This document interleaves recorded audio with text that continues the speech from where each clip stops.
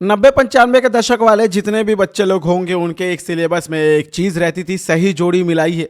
यही बात अगर मैं आज के जनरेशन में अनुपमा की कहानी में अप्लाई करूं तो अनुपमा की सही जोड़ी के मिलावट में अनुपमा के साथ यदि शब्दों को जोड़ूं तो अनुपमा के साथ किसी भी सही जोड़ी में साजिश का ये जो वर्ड है वो फिट नहीं होता है। ये बात आप भी जानते हैं। तो फिर भला मैंने अनुपमा की बड़ी साजिश क्यों लिखी है, आप लोग सोच रहे होंगे। जी हाँ दोस्तों, आप लोग का सोचना सही है और आपके मन में जो डाउट आ रहा है वो भी सही है, लेकिन उसी डाउट को क्लियर करना मेरा परम धर्म कर्तव्य, मेरा काम है। और इसी के लिए मैं आपका अपना ऑस्ट्रेलियन कुमार हाजिर हो चुका हूं आपके अपने पसंदीदा शो अनुपमा जुड़े एक और बड़े अपडेट को लेकर।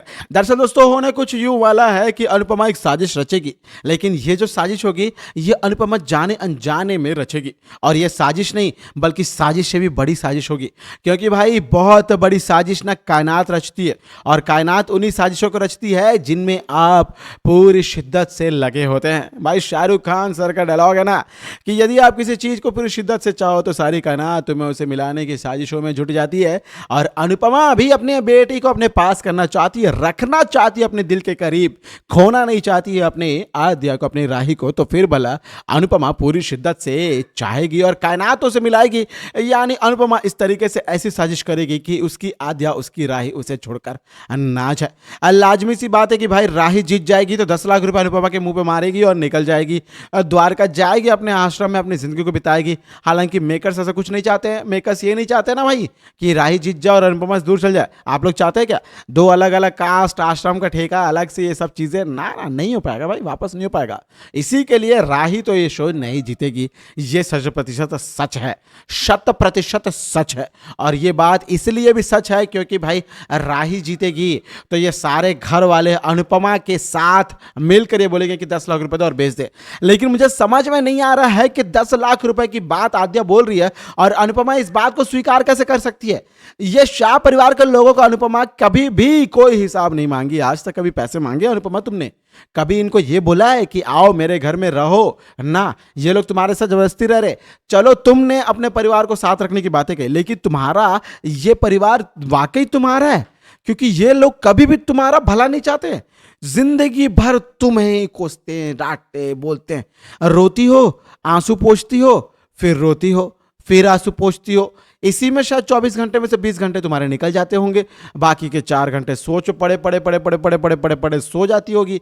तो मुझे लगता नहीं है कि अनुपमा की ये कहानी हमारे समाज के महिलाओं के लिए एक प्रेरणा स्रोत कहानी है ना। ये कहानी समाज को डीमोटिवेट कर रही है। ये बता रही है कि पूरी महिला पूरी जिंदगी भर सिर्फ रोएगी, घोएगी, कुछ नहीं कर पाएगी और लोगों के ताने सुनेगी, परिवार के साथ में लेकर चलेगी।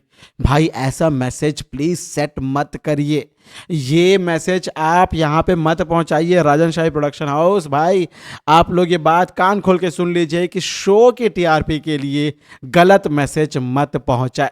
अनुपमा ने अनुज के लिए 26 साल वेट किया और छोटी सी ईगो के बाद में अनुज से तलाक ले लिया। राही के लिए दुनिया भर की बड़ी बड़ी बातें करती है, न्याय के दीवार खड़े कर देती है। शाह परिवार वाले दुनिया भर के तमाम बातें करते हैं, हरकतें करते हैं, लेकिन शाह परिवार है। क्यों? क्योंकि उसमें अनुपमा के बायोलॉजिकल 2 बेटे हैं, बेटी हैं, और इनके लिए अनुपमा कुछ भी कर सकती है। समर ही था जो अनुपमा को समझता था, लेकिन उसके बाद तोशु पाखी तो अनुपमा के गर्भ से निकले कलंक है। फिर भी अनुपमा इन बच्चों को पाले जा रही है, पोसे जा रही है, नखरे झेले जा रही है, शाह परिवार को समझ रही है। अब मुझे समझ में नहीं आता अनुपमा अब कौन सी मजबूरी है उम्र के इस पड़ाव में आकर। सही से बताना भाई, अनुपमा की कहानी कितनी बकवास सी हो गई है, महा बोरिंग सी हो गई है। भाई कुछ कहानी नहीं है तो इज्जत के साथ शो को बंद कर दो। और हमारे सुधांशु पांडे सर यानी उर्फ हमारे वनराज ने बाहर एक ट्वीट भी किया, स्टेटमेंट भी है शो को लेकर कि शो की फाइनली टीआरपी आ चुकी है, फर्स्ट पोजीशन से सेकंड पोजीशन में जा चुकी है। हालांकि राजन शाही का प्रोडक्शन हाउस है, दोनों शो ये रिश्ता क्या कहलाता है अनुपमा, दोनों में से नंबर 1 नंबर 2 कोई जाता है तो कोई फर्क नहीं है। लेकिन यही शो की असली औकात है, ये बात उन्होंने इनडायरेक्टली बोल दिया। उनके कहने का ये भी मतलब निकलता है कि भाई अब अनुपमा को उसकी जगह दिखाई दे रही है। और लाजमी सी बात बताऊं भाई, अनुपमा के शो में कहानी को देखा जाए तो किसी भी एंगल से कोई कहानी नहीं बची है, सिर्फ और सिर्फ खींचा जा रहा है। अनुज को अलग कर दिया अनुपमा से, अनुज भी ये शो नहीं करना चाहते थे, हमारे गौरव सर भी। उसके बाद वनराज ने छोड़ दिया शो को, फिर हमारे काव्या ने शो को छोड़ दिया, मदरसा ने।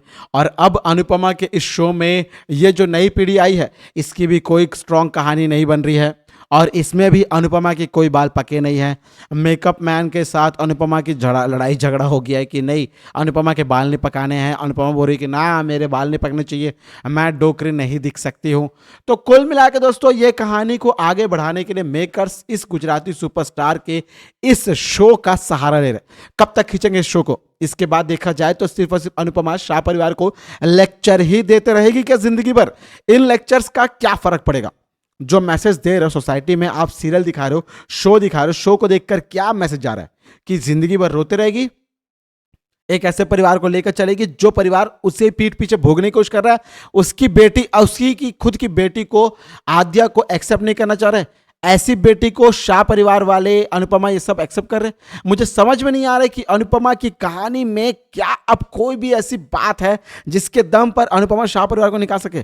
किसी भी तरीके से देख रहा हूं मैं कहानी में, मुझे कहानी में कोई दिलचस्पी नजर नहीं आ रही है। कुल मिलाकर हमारे कुछ व्यूअर्स का यह भी कहना है कि अनुपमा के शो को अब बंद कर दीजिए।